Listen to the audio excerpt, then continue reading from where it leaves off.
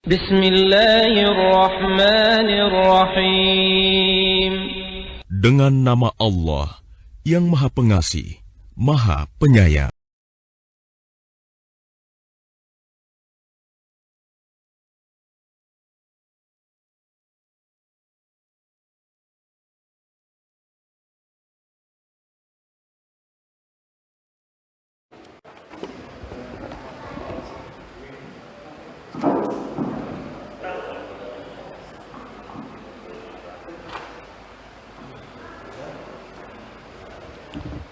Bismillahirrahmanirrahim. Assalamualaikum warahmatullahi wabarakatuh.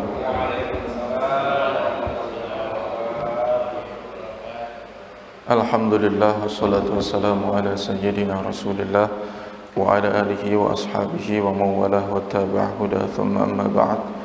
Qala Allah ta'ala fi kitabihil karim wa asdaqul qailin, a'udzu billahi minasy syaithanir rajim. Subhanaka la ilma lana illa ma 'allamtana innaka antal alimul hakim. Wa qala Rasulullah sallallahu alaihi wasallam, man salaka tariqan yaltamisu fihi ilman sahhalallahu bihi tariqan ilal jannah. Shadaqallahul azim wa sadaqa rasuluhul karim wa nahnu ala dzalika minasyahidin wasyakirin. Allahumma rabbana zidna ilman warzuqna fahman. Rabbi shrah li sadri wa yassir li amri wahlul 'uqdatam min lisani yafqahu qawli. Bapak-bapak yang dirahmati oleh Allah Subhanahu wa taala, alhamdulillah, mari sama-sama kita mensyukuri nikmat Allah Subhanahu wa taala. Kita masih diberikan kesempatan untuk beriktikaf di masjid ini dalam rangka memperbanyak bekal kita sebelum kelak kita menghadap Allah Subhanahu wa taala. InsyaAllah perkumpulan kita perkumpulan karena cinta kita kepada Allah, sebagaimana juga nanti kita akan berpisah dari masjid ini karena kecintaan kita kepada Allah Subhanahu wa taala. Dan nanti di hari kiamat kita akan dikumpulkan oleh Allah kembali dikarenakan rasa cinta ini.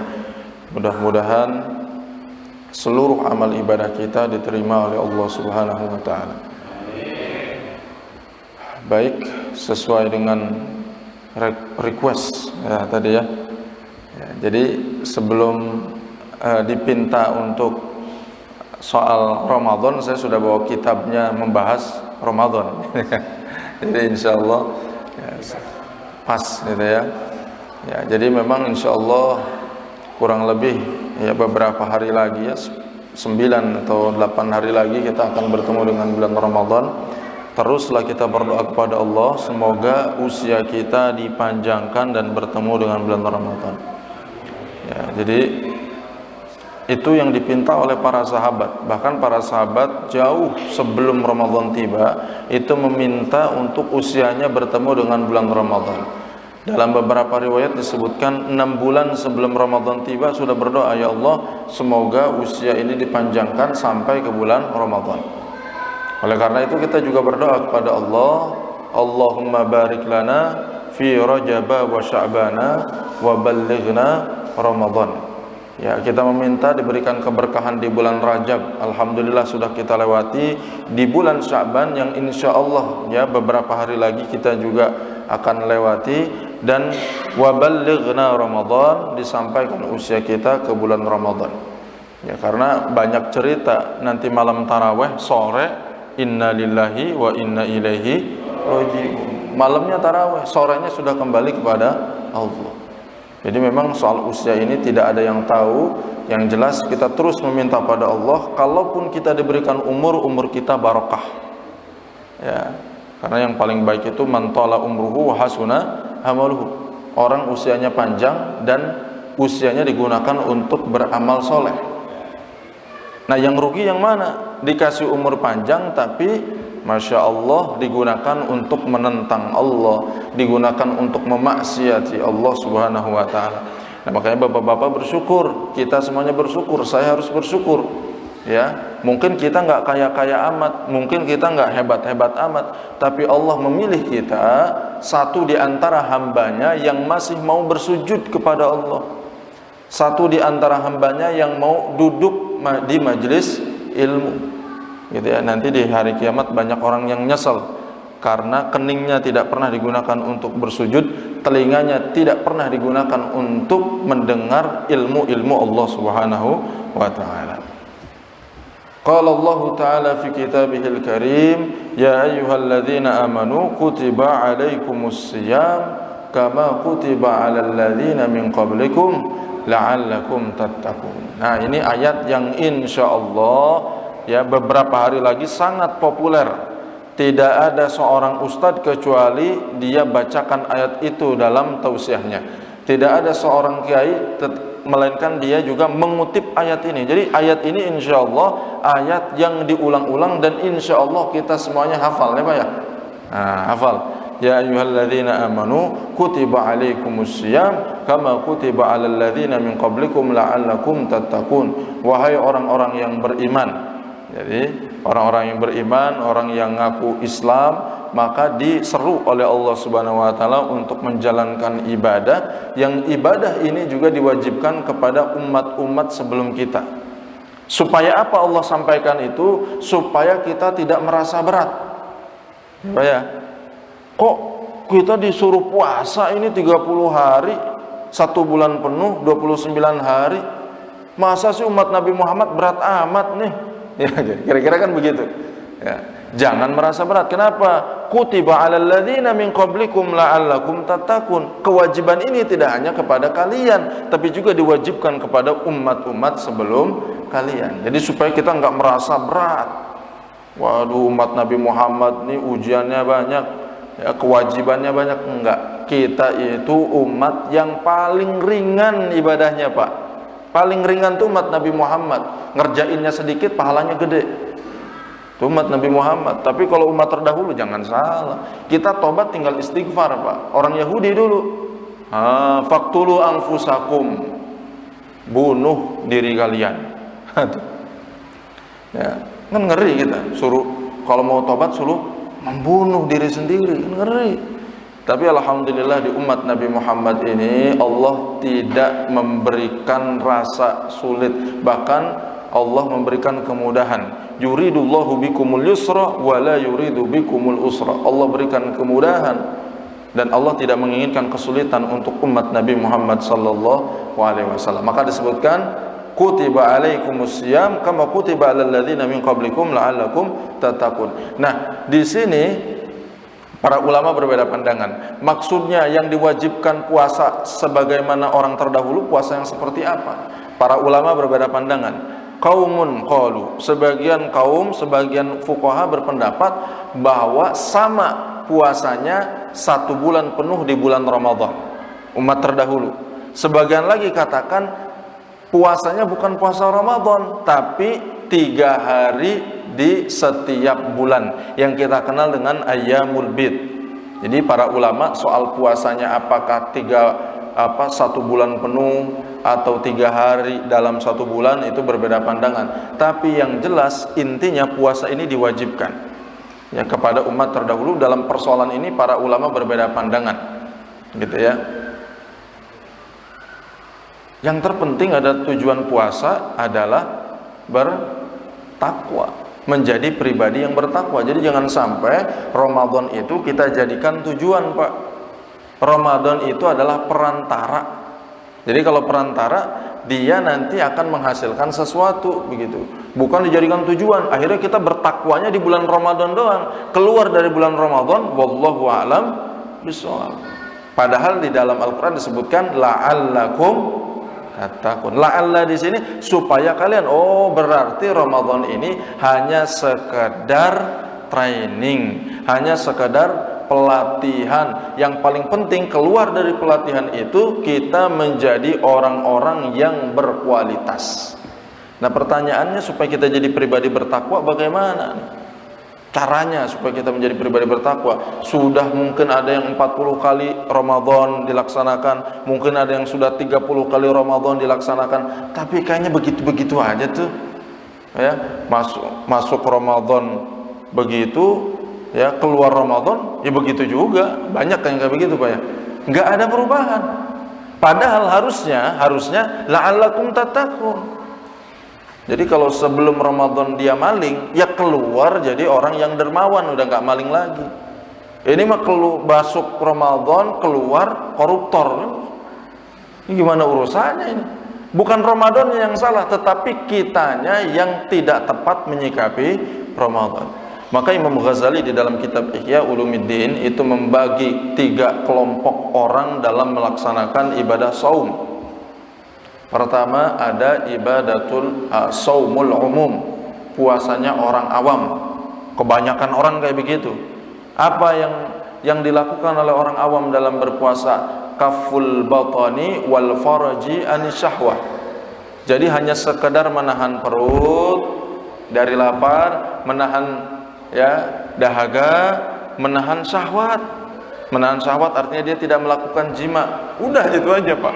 Ghibah masih, fitnah lanjut, gitu kan. Jadi semua selain membatalkan puasa dalam urusan yang zahir tadi dilakukan tuh. Ngomongin orang, fitnah orang, adu domba orang, begitu ya, nipu orang. Batal nggak puasanya kalau nipu orang? Nggak batal, Pak, secara fikih. Ya. Nah, beda lagi kalau pahala. Kan kalau batal berarti secara fikih, Pak ya. Secara fikih dia tidak batal. Jadi kalau nanyain pahala, jangan ngarepin pahala dah. Nipu. Gimana urusannya? Kalau ada orang di sini maling, Pak, pakai baju hasil dia maling, hasil dia mencuri, pakai sarung hasil dia mencuri, sah salatnya. Sah salatnya. Pahalanya wallahu a'lam bishawab. Jangan tanya pahalanya. Pahalanya mah udah acak-acakan gara-gara bercampur antara hak dan yang batil. Sama juga puasa tuh, puasa orang awam. Kalau hanya sekedar nahan lapar, kalau hanya sekedar nahan dahaga, kalau hanya sekedar nahan jima, tapi yang lainnya tidak ditahan dari berbuat dosa, maka jangan harap keluar dari Ramadan menjadi pribadi yang bertakwa. Jadi kenapa kalau ada orang nggak berubah? Karena derajat puasanya tuh masih di level yang bawah. Mungkin saya juga begitu. Makanya insya Allah bapak-bapak, ayolah Ramadan ini kita tidak tahu, jangan-jangan ini adalah Ramadan terakhir kita, gitu ya. Jadi kita harus punya azam bahwa harus naik tingkat lagi ke tingkat yang kedua. Nah, apa itu tingkat yang kedua? Tingkat yang kedua adalah saumul khusus, puasanya orang khusus. Ini nggak banyak, Pak, sedikit orang yang seperti ini. Jadi puasa zahir seperti orang awam dilakukan. Lebih dari itu, kaful jawarih anil atham, dia menjaga seluruh tubuhnya itu dari berbagai dosa. Telinganya tidak digunakan untuk mendengar hal-hal yang bisa mendatangkan dosa, ya. Lisannya dia jaga, kalau nggak baik dia diem, ya. Kalau baik perkataannya maka dia bicara. Matanya tidak jelalatan, Pak, bulan Ramadan. Ya, Pak. Ramadan puasa sih puasa, ya, tapi mata masih ngeliatin perempuan yang macem-macem gitu. Nah, kalau kita mau naik tingkat tuh yang kayak gitu ditinggalin, Pak. Ya. Jangan mata dijaga, lisan dijaga, telinga dijaga, tangan tidak digunakan untuk menzalimi orang lain, kaki tidak dilangkahkan ke tempat yang di dalamnya isinya maksiat, gitu ya. Jadi kalau yang kayak begitu, nah berarti itu puasanya orang khusus. Nah, ini kita harus punya azam, Pak. Nanti Ramadan depan itu hari pertama kita niatan, ini saya mau tingkatkan puasanya tingkatan yang lebih tinggi lagi, puasa khusus. Yang puasa nggak cuman perutnya, nggak cuman tenggorokannya, nggak cuman kemaluannya, tapi yang puasa seluruh anggota tubuh, menjaga diri dari perbuatan dosa. Gak mudah memang, tapi kita harus punya azam, kita harus latihan, gitu ya. Nanti naik tingkat lagi, ini tentu sulit tingkatannya, bukan tingkatan kita. Ini tingkatan para nabi, para rasul, dan para auliyaillah, para wali-wali Allah Subhanahu wa ta'ala.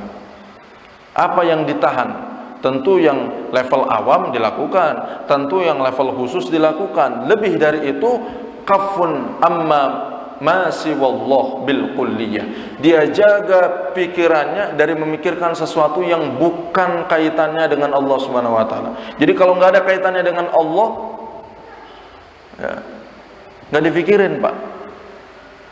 Kalau kita mah susah Pak, mau buka aja mikirin gorengan, ya. Gorengan ada nyari mie soropot ada, ini es buahnya nggak ada, kita mah masih mikirin dunia. Yang penting kita mah nggak buat dosa aja begitu Pak ya. Jadi mau mie soropot, mau gorengan, mau yang macam-macam nggak apa-apa, kumpulin, yang penting nggak dosa, itu aja. Tapi kalau para nabi udah nggak mikirin yang kayak begitu-begitu Pak, bukan main. Nah itu bukan level kita. Ya, sulit ya kita itu ya, apalagi menjelang Ramadan, menjelang apa Pak? Menjelang Lebaran. Anak belum kebeli baju, istri belum kebeli baju, bajunya mau samaan apa enggak tahun ini. Udah kita Pak. Banyak pikiran dunia kita mah Pak. Tapi nggak apa-apa, itu nggak dosa. Berarti kita minimal target ada di tengah-tengah tuh. Saumul khusus saja. Ustadz mikirin juga. Ya, kita mikirin juga urusan pakaian, kita mikirin juga urusan, ya nggak apa-apa dipikirin kan, sekali-kali kita seneng setahun sekali beli baju kan nggak masalah Pak. Ya, nanti kalau Bapak pengen levelnya waliullah, itu udah beda lagi ceritanya. Ya, insya Allah asal istiqomah ibadah, mungkin naik tingkat udah nggak kepikiran yang lain-lain. Ya, kecuali Allah Subhanahu Wa Taala. Nah, jadi insya Allah kalau kita ada di posisi kedua, maka sampailah kita pada derajat takwa. Nah, kita masuk pada keutamaannya. Tentu keutamaannya banyak. Ya, pahalanya besar, bahkan tanpa hisab. Di dalam firman Allah disebutkan innama yuwaffas sabiruna ajrahum bighairi hisab. Sesungguhnya Allah Subhanahu wa taala memberikan pahala bagi orang-orang yang sabar tanpa batas.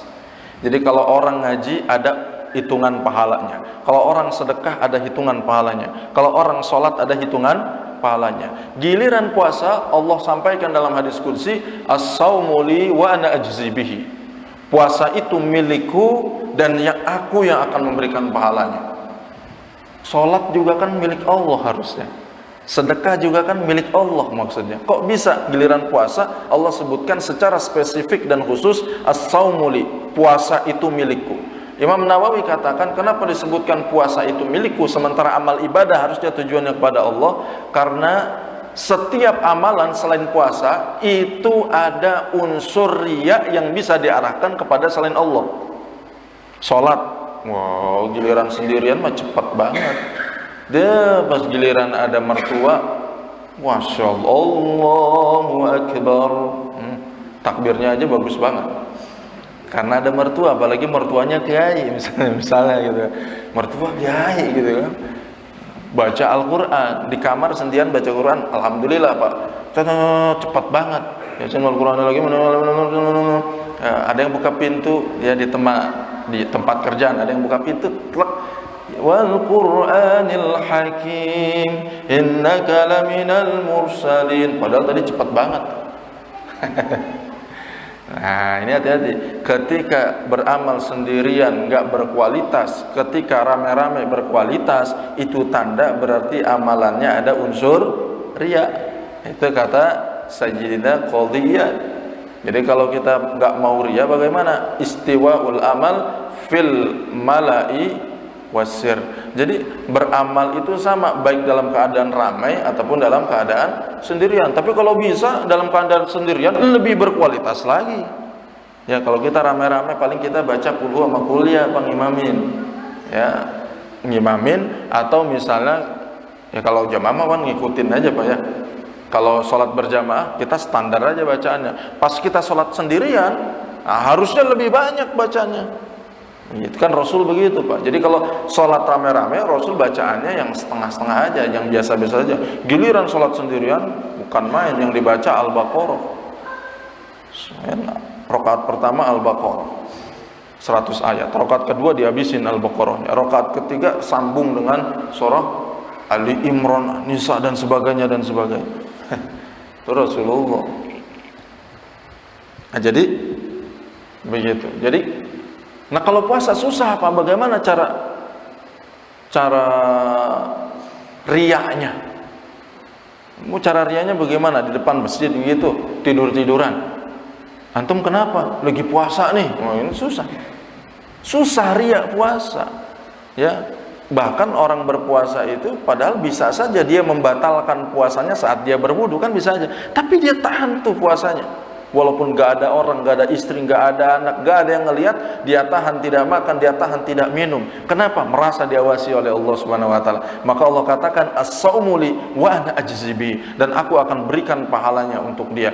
Ya, tanpa batas. Nah, kenapa tanpa batas? Karena tidak ada unsur riaknya, diberikan pahala yang tanpa batas.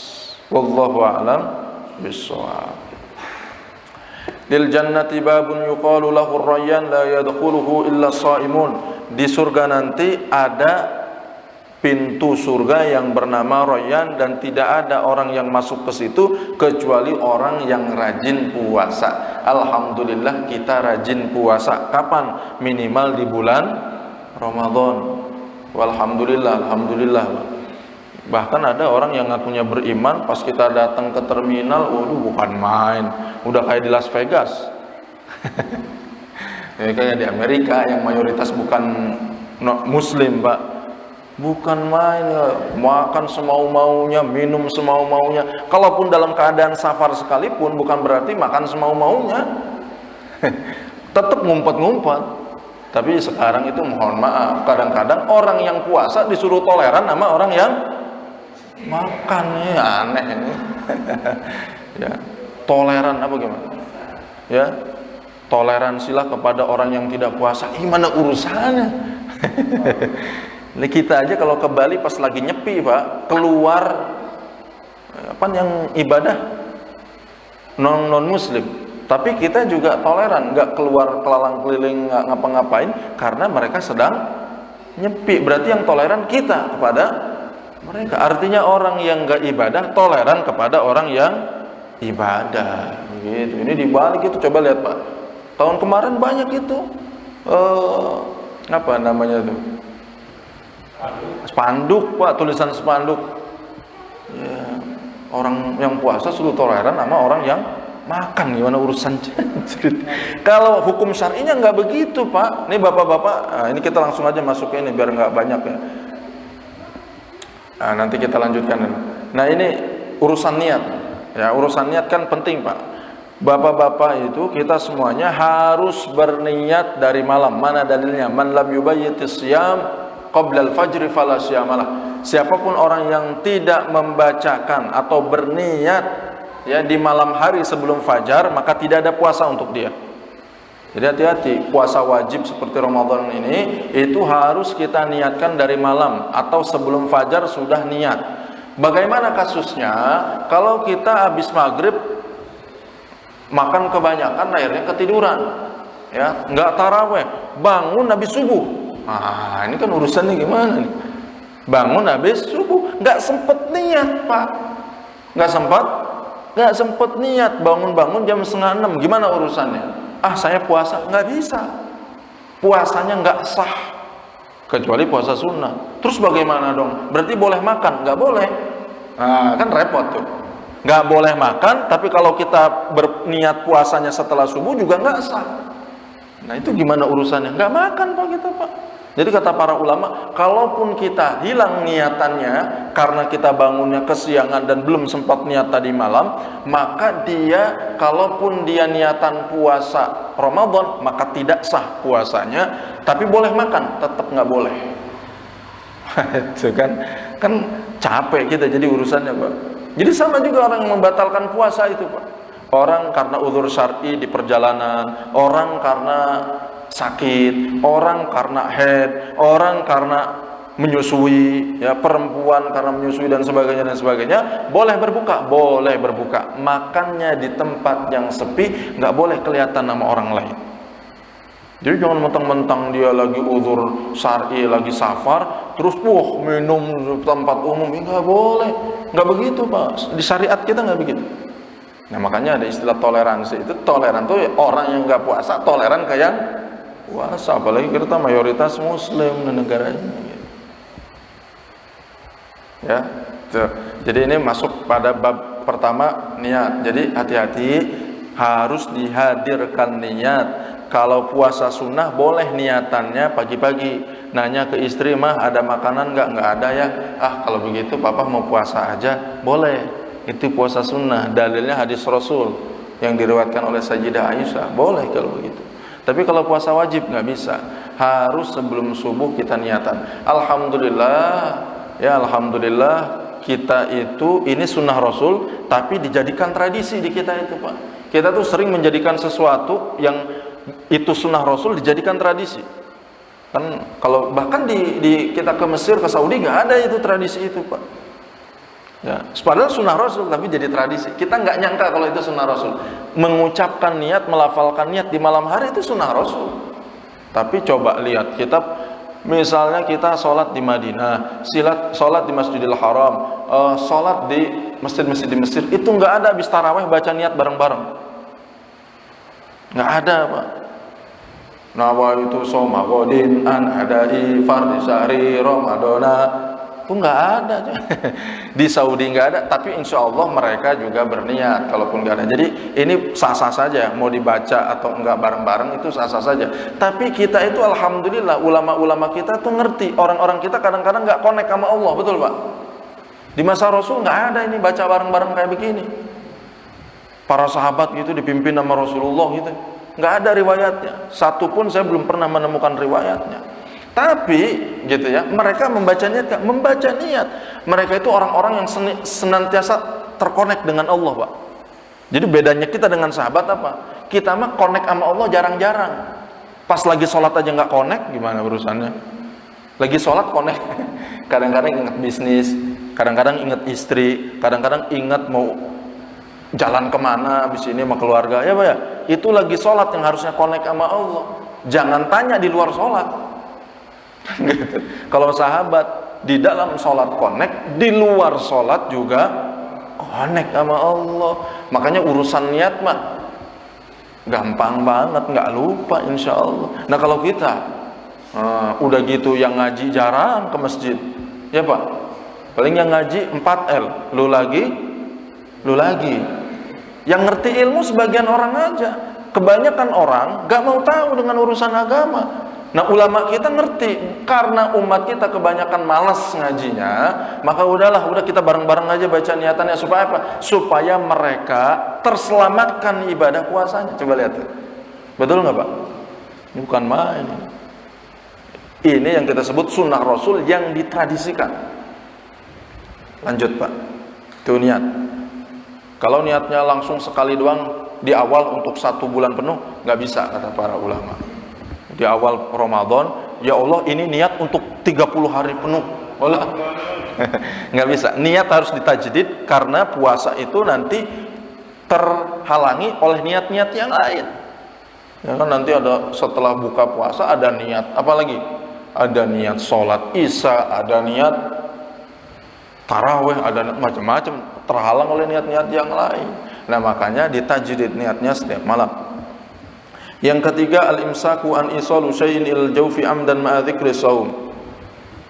Yang harus juga dijaga adalah menahan diri dari segala sesuatu yang sampai kepada mulut kita. Nah, zaman sekarang itu untuk batal nggak mesti lewat mulut, karena kita ada teknologi suntik menyuntik yang di zaman Rasul nggak ada. Nah ini gitu.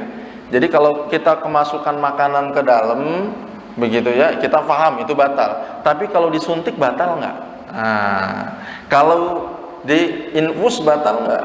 Jumhur ulama katakan batal karena walaupun tidak lewat mulut, fungsinya sama seperti makanan. Ya, infus itu kan ngasih nutrisi Pak. Orang nggak bisa makan dikasih infusan supaya tetap dia segar bugar badannya. Nah karena fungsinya sama meskipun tidak lewat mulut batal. Hati-hati nih soal ini. Sekarang tidak hanya lewat mulut saja, lewat telinga, lewat hidung. Di masa Rasulullah nggak ada obat tetes telinga. Ada nggak riwayat obat tetes telinga? Saya belum pernah melihat itu selama baca hadis Rasul ada obat tetes telinga. Nah sekarang itu ternyata kita bisa juga batal melalui lubang dari telinga. Pakai obat tetes telinga, kerasa di sini batal. Kalau nggak kerasa, nggak sampai sini nggak batal. Nah oleh karena itu hati-hati dalam urusan suntik menyuntik, apalagi sekarang kita lagi musim suntik-suntikan ya, khususnya bapak-bapak yang mungkin masuk ke golongan yang harus divaksin. Nah, yang harus divaksin. Bagaimana tuh vaksin itu? Ya memang kalau bisa mah malam-malam. Tapi yang jadi masalah kan dokter juga ada urusan. Masa harus nyuntikin bapak malam-malam kan kira-kira begitu. Bagaimana nih? Kira-kira saya batal atau enggak? Nah, jadi tetap saja dalam keadaan berpuasa, ada jadwalnya misalnya bapak harus kena vaksin, ya udah disuntik saja. Nanti saya qadha di luar Ramadan, tapi jangan buka. Gitu. Jadi di hari itu tetap tahan aja untuk berhati-hati, nanti keluar Ramadan di qadha saja di hari dimana kita disuntik itu. Tapi jangan makan, Pak. Wah, kayaknya batal nih sekalian makan itu. Enggak, tahan aja sampai maghrib. Wallahu a'lam bishawab. Yang keempat, al-imsaku anil jima, tahan dari berbuat jima. Nah, hubungan suami istri. Bapak-bapak kalau mau hubungan suami istri, ba'da apa nih? Iya, ba'da taraweh agak panjangan. Kalau ba'da maghrib kependekan, jadi ba'da taraweh. Jangan coba-coba pas lagi puasa jima, karena konsekuensinya kafarat. Kafarat itu berat. Pertama harus membebaskan budak, kalau nggak bisa puasa 2 bulan berturut-turut, kalau nggak bisa ngasih makan 60 orang. Repot urusannya. Dulu ada sahabat Rasul datang ke Rasul, ya Rasul, saya berjima dengan istri saya, bebaskan budak, nggak punya uang ya Rasul.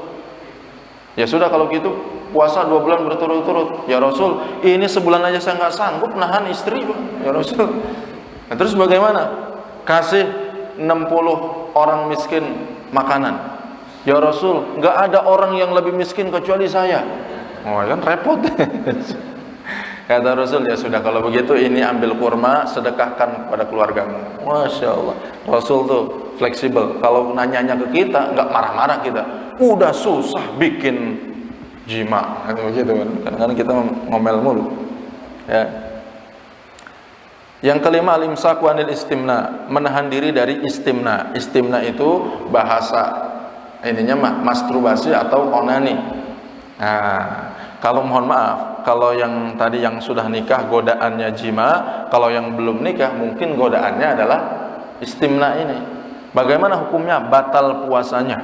Batal puasanya tapi tidak kafarat. Dia ganti saja di hari yang lain nanti. Ya, tapi jangan sampai gara-gara denger ini udahlah besok istimna aja dah. Gitu kan, nanti kan bisa diganti kapan-kapan. Enggak boleh. Tetap aja ketika kita membatalkan puasa sengaja tanpa uzur, maka kita berdosa. Jadi tetap dosa walaupun harus dikodok ya. Kalau seperti istimna, kecuali uzur-uzur syar'i, safar, ya, sakit, menyusui, hamil, lahiran, nifas, head, beda cerita. Tapi kalau model istimna, ini dia, bukan main, ini berdosa ya. Apalagi zina. Itu. Yang keenam, al-imsaku an ikhrajil qai, ya, menahan diri dari membuang muntah. Muntah kalau sengaja maka batal, tapi kalau tidak sengaja tidak batal. Hari ini kita zamannya dicolok-colok mulutnya. Ada tes apa? PCR atau swab ya. Ada yang lewat hidung, ada yang lewat mulut ya. Ada juga pernah lihat lewat mulut. Nah, itu bagaimana tuh? Kalau pas di lewat hidung atau lewat mulut terus kita pas ditarik kita ikut muntah, berarti batal puasanya. Karena itu kan tetap aja namanya sengaja, kecuali nggak sengaja. Ya, kalau nggak sengaja beda cerita. Kalau nggak sengaja kena baju, bajunya ganti karena najis. Ya, karena najis. Itu ya, Allahu a'lam bishawab. Nah, itu yang harus kita perhatikan. Nah, adapun sunnahnya bagaimana? Takhirus suhur. Akhirkan sahur. Jadi jangan sahur jam 2. Boleh, nggak apa-apa. Ba'da isya juga boleh. Cuman nanti pas giliran start lapar kita. Startnya kan pas azan subuh, Pak. Jam 5:30 udah lapar. Nah, makanya kita ikut Rasulullah SAW. Takhirus sahur. Jadi sahurnya diakhirkan. Kalau sekarang azan jam 4 lewat 44 atau 40 ya. Berarti kita sahur jam 4 lewat 20 atau jam 4 lewat 10. Ya, 10 menit sebelum azan jangan makan. 10 menit sebelum azan jangan makan. Apa ini namanya? Menahan diri Ada nggak sunnahnya? Bukan main, ini sunnah Rasulullah SAW. Sayyidina Zaid bin Sabit pernah mengatakan, tasaharna ma'a Rasulillah thumma qama ila salah. Kami pernah melaksanakan sahur bersama Rasulullah, kemudian Rasulullah mendirikan salat. Maka Sayyidina Anas bin Malik bertanya, wahai Sayyidina Zaid, ya Zaid bin Sabit, kam kana baina sahuri was salat? Berapa jarak antara Rasulullah sahur dengan salat? Maka dijawab oleh Sayyidina Zaid bin Sabit, qadra khamsina ayah. Ya, jadi kalau diikuti baca ayat itu 50 ayat dibaca, Rasulullah SAW sahur, 50 ayat dibaca, itu Rasul nggak makan, baru azan. Itu berarti ada istilahnya Rasul imsak. Nah, ini saya bilang, ini sunnah Rasul tapi dijadikan tradisi oleh kita. Namanya jadwal imsakiyah. Coba bapak-bapak cari ke Masjidil Haram, ke Masjid Nabawi, masjid-masjid di Timur Tengah di Mesir. Nih, kalau ada jadwal imsakiyah, kalau ada. Nggak ada, Pak. Nggak ada yang ngasih tahu marbot masjid imsak, nggak ada. Cuman di Indonesia, saya nggak tahu kalau di Malaysia. Di Indonesia aja. Ke Mesir nggak bakal ada yang ngasih tahu imsak. Kalau di Mesir tahu-tahu pas lagi makan anak-anak itu Allahu Akbar. Waduh, bingung kita. Repot, Pak. Kalau lagi azan nih, kita ada makanan di sini. Gimana? Kita telan atau kita muntahin? Ayo, cerdas cermat. Ada makanan, azan subuh. Lanjutkan makannya atau kita buang makanannya? Yang bilang lanjutkan batal puasanya. Kenapa? Karena puasa itu min tulu'il fajri ila ghurubi syamsi, bukan min azani subhi ila azanil maghrib. Jadi definisi puasa itu dari tulu fajar shadiq sampai ke ghurub syams, bukan dari azan subuh ke azan. Bukan. Tulu fajar, azan itu dilakukan karena sudah tulu fajar. Sudah tulu fajar nih, kita kasih tahu. Nah, itu maksudnya. Makanya definisinya bukan dari azan ke azan, tapi Bapak lihat di YouTube, coba cek gitu. Ngeri saya kalau di YouTube itu. Ditanya hal yang sama, kalau saya lagi makan terus azan subuh bagaimana? Lanjutin, paling terakhir la ilaha illallah. Jadi lanjutkan makan sampai la ilaha illallah, la haula wala quwwata illa billah. Ini musibah, Pak. Di umat kalau ikut fatwa ini batal semua puasanya. Nah, sekarang kita rujuk dalil hadisnya. Dalil hadisnya Rasulullah pernah katakan begini. Memang orang yang berdalil dengan yang bilang terusin aja makannya, itu ada dalil hadis, Pak. Dalil hadisnya begini. Man kana fi yadihi syai'un, ya, summa ya'til adzan falyutimma hajatahu. Jadi kalau ada orang dia masih megang sesuatu, jadi masih makan maksudnya, kemudian datang azan, fal yutimma, ya silakan. Fi maqala Rasulullah SAW, silakan sempurnakan makannya. Fal yaqdi hajatahu minhu, silakan dia teruskan hajatnya dalam makanan tersebut. Ini hadis. Tapi hadis ini bertentangan dengan hadis Rasul yang lainnya. Kalau kita makan hadis ini aja, betul bahwa pas azan terusin aja. Tapi yang jadi masalah ada dalil yang lain, Pak. Hadis juga. Hadisnya adalah inna bilalan yu'adzinu bilail. Sesungguhnya Bilal itu azan di malam hari. Wa kulu washrabu hatta yu'adzina ibnu ummi maktum. Makan dan minumlah sampai azannya Abdullah ibn ummi maktum. Jadi Bilal itu azan di malam hari sebelum datang waktu subuh. Nah, kalau begitu makan dan minumlah sampai azannya Abdullah ibn Ummi Maktum. Muazin Rasulullah ada dua. Satu di waktu malam belum waktu subuh, satu di waktu subuh. Nah, dalil hadis yang tadi bagaimana tuh? Gimana nih? Para ulama mengkompromikan. Maksud dalil hadis yang pertama adalah azan yang berkaitan Bilal bin Rabah yang azannya sebelum waktu subuh. Gitu. Jadi kalau masih azan, jangan tertipu dengan azannya Bilal. Bilal tuh azannya di malam hari, belum datang waktu subuh. Nah, adapun kalau sudah datang Abdullah ibn Maktum, maka harus dimuntahkan kalau kita posisinya lagi makan. Kenapa? Dalil yang paling kuat datang di dalam Al-Quran. Wa kulu washrabu hatta yatabayyana lakumul khaytul abyad minal khaytil aswadi minal fajr. Makan dan minumlah sampai datangnya waktu fajar. Kan itu dalilnya. Maka Imam Nawawi di dalam kitab Syarh Sahih Muslim dan juga di dalam kitab Majmu' Syarah Muhadzab, beliau katakan la khilafa fihi, tidak ada perbedaan pendapat di kalangan para ulama kalau sudah datang waktu subuh maka harus dimuntahkan. Nah, terus kita belajar ke siapa? Kita belajar ke siapa? Ternyata di YouTube itu kadang-kadang nggak valid. Jadi kita harus merujuk. Itu ijma ulama, Pak. Jadi kalau pendapat itu mungkin Imam Syafi'i beda, mungkin Imam Abu Hanifah beda. Tapi kalau ijma ulama, nggak ada yang berbeda di kalangan para ulama. Nggak ada yang berbeda. Jadi nanti alhamdulillah kita punya jadwal imsak. Iya, udah imsak belum? Belum, marbot belum bilang. Nah, akhirnya marbot bilang imsak, udah imsak. Jadi kalau sudah imsak maksudnya tahan diri untuk tidak makan. Yang belum sikat gigi, yang belum minum, yang tadi kepedesan minum. Tapi nanti kalau kita nggak pakai imsak, boleh Pak, walaupun sudah imsak tetap makan, cuman nanti jaga-jaga saja. Tapi kalau kita menabrak imsak terus azan, ya mohon maaf dimuntahkan walaupun kepedesan belum minum. Jangan minum, kalau minum ya batal. Wallahu a'lam bishawab. Jadi mohon maaf, kita hanya bicara tentang puasa saja, tadi bicara zakat dan sebagainya kayaknya nggak cukup. Kemungkinan juga pertanyaan juga sudah azan Pak ya. Mohon maaf kalau kita tutup saja Pak ya.